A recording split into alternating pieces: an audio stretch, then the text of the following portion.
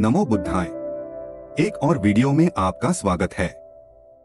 आज के वीडियो में हम बात करेंगे कि अपनी नकारात्मक भावनाओं और अपने मन को कैसे नियंत्रित करें।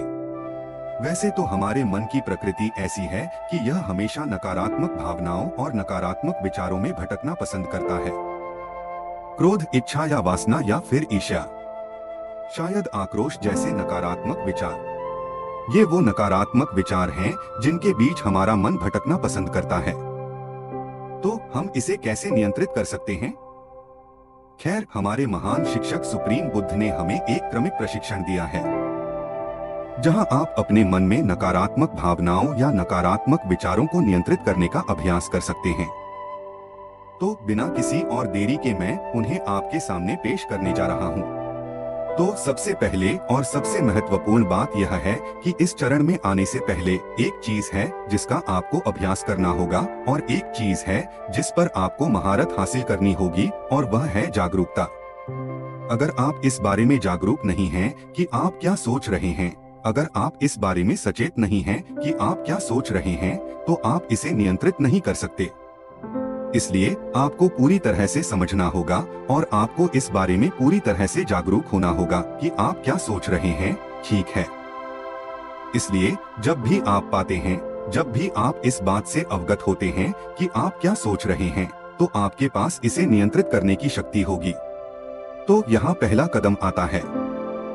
बुद्ध कहते हैं कि जब भी आप इस बात से अवगत होते हैं कि आपका मन क्रोध या वासनापूर्ण विचारों या आक्रोश या ईर्ष्या जैसे नकारात्मक विचारों में भटक रहा है, तो पहली बात यह है कि अपने विचारों को किसी अच्छे विचार की ओर मोड़े। आपके मन में कुछ अच्छे विचार हैं जो आपको शांतिपूर्ण बनाते हैं। हो सकता है कि आपने अतीत में जो कुछ किया हो, जैसे कि आपने किसी की मदद की हो, जब भी आप उस विचार के बारे में सोचते हैं तो आपका मन खुश और शांत हो जाता है। तो आपको जो करना है वह यह है कि जब भी आप अपने नकारात्मक विचारों के बारे में जागरूक होते हैं, तो हम अपने विचारों को किसी अच्छे विचार की ओर मोड़ेंगे जो हमें शांतिपूर्ण बनाता है। तो यह पहली बात है जो बुद्ध कहते हैं, अपने विचारों को अच्छे विचारों की ओर मोड़े। अगर वह पहला कदम कारगर नहीं हुआ तो आपको क्या करना है? अगला कदम उठाना है। वह क्या है? बुद्ध कहते हैं कि नकारात्मक भावनाओं के बारे में सोचने के नुकसानों के बारे में सोचें, ठीक है?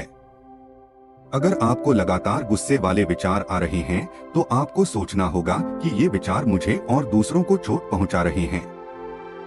अगर मैं इन विचारों के अनुसार कार्य करता हूं तो यह मुझे और दूसरों को नुकसान पहुंचाएगा। याद रखें, यह क्रोध का एक छोटा सा विचार हो सकता है, लेकिन अगर यह बड़ा हो जाता है तो क्या होगा? यह विनाशकारी होगा। तो आपको क्या करना है? इन नकारात्मक विचारों को सोचने के नुकसानों या कमियों के बारे में सोचें। फिर जब भी आप इन नुकसानों को देखेंगे तो आपका मन इन नकारात्मक विचारों से दूर रहने लगेगा। अधिकांश समय हम इन नुकसानों से अवगत नहीं होते हैं, ठीक है? तो आपको क्या करना है? सोचें, अगर मैं इन नकारात्मक विचारों को सोचता रहूं, तो यह मेरी मदद नहीं करेगा, यह मेरी शांति को बाधित करेगा, ठीक है? यह दूसरा कदम है। फिर तीसरे चरण के रूप में बुद्ध कहते हैं, कोई ध्यान न दें। यदि दूसरा कदम काम नहीं करता है तो तीसरे चरण के लिए जाएं, उस विचार पर कोई ध्यान न दें, ठीक है? देखें, जब भी हम किसी चीज पर इतना ध्यान देते हैं, शायद एक विचार यह बार बार बढ़ता है, यह और अधिक बढ़ता है, ठीक है? एक उदाहरण के लिए, यदि आप किसी पर क्रोधित हो गए और यदि आप बार बार उसके बारे में सोचते रहते हैं और क्रोधित होते हैं, तो वह क्रोध और अधिक बढ़ता जाएगा। तो आपको क्या करना है? हमें विचार को बिना ज्यादा ध्यान दिए सिर्फ विचार ही रहने देना है ना? जब आप ध्यान देने से दूर रहेंगे तो यह आपके दिमाग से गायब हो जाएगा। यह कुछ इस तरह है। क्या आपने छोटे बच्चों को देखा है, जब वे गिरते हैं तो वे रोना शुरू कर देते हैं, हैं? अगर माता या पिता देखते हैं कि यह गिरने जैसी कोई बड़ी बात नहीं है, अगर माता या पिता ने उस बच्चे पर कोई ध्यान नहीं दिया, तो वे क्या करते हैं? उन्हें इसकी कोई परवाह नहीं होती, वह रोना बंद कर देगा। यही बात हमारे दिमाग के साथ भी होती है। अगर हमने उस विचार पर कोई ध्यान नहीं दिया अगर हमने उस विचार की परवाह नहीं की और उसे जाने दिया और अपने दिमाग से निकल जाने दिया, तो वह गायब हो जाएगा। ऐसा करने का यह एक तरीका है। अगर तीसरा कदम आपके लिए काम नहीं आया, तो बुद्ध कहते हैं, अपनी विचार प्रक्रिया को आराम देने के लिए चौथा कदम उठाएं। अब याद रखें, जब आप नकारात्मक विचार सोचते हैं, तो आपका दिमाग बहुत व्यस्त, बहुत बेचैन और विचलित हो जाता है।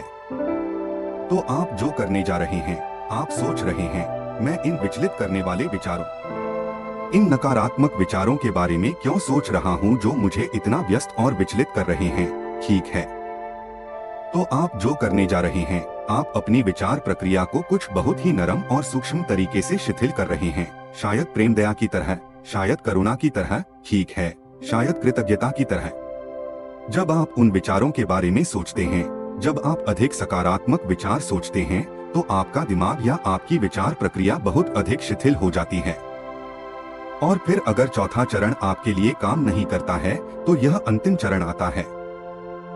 यह कुछ ऐसा है जिसे हमें बहुत सावधानी से करना है। मैं हर किसी को ऐसा करने की सलाह नहीं देता।